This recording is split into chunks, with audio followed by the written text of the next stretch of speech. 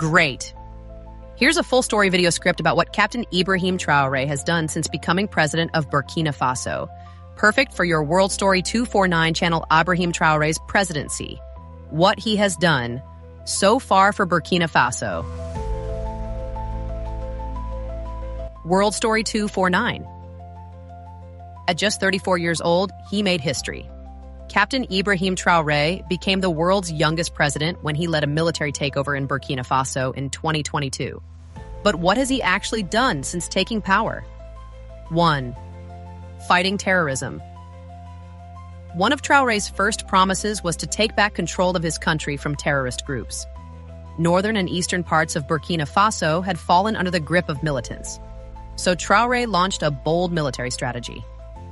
He increased army recruitment, launched special operations in rural zones, strengthened local volunteer defense groups.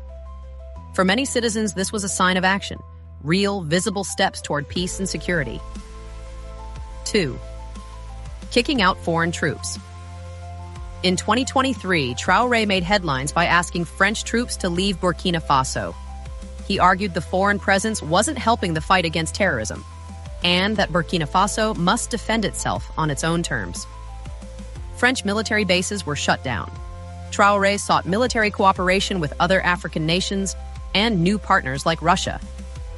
This move was praised by some as bold and patriotic, but also raised tensions with Western governments. 3. Nationalism and Pan-Africanism. Ibrahim Traoré often speaks of African unity. In 2023 and 2024, he aligned closely with Mali and Niger, other West African nations also led by military rulers. They formed the Alliance of Sahel States, AES, to share resources and fight common enemies. He calls for Africa to depend on itself, not the West. This message has inspired many young Africans across the continent who see him as a symbol of resistance and self-reliance. 4th, economic challenges. But Traoré's government is also facing real economic pressure.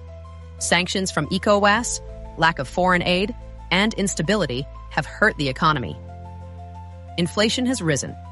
Access to food and fuel is limited in some areas. The government is turning to mining revenues and domestic resources to survive. Still, Traoré has promised that Burkina Faso will not bow to foreign pressure.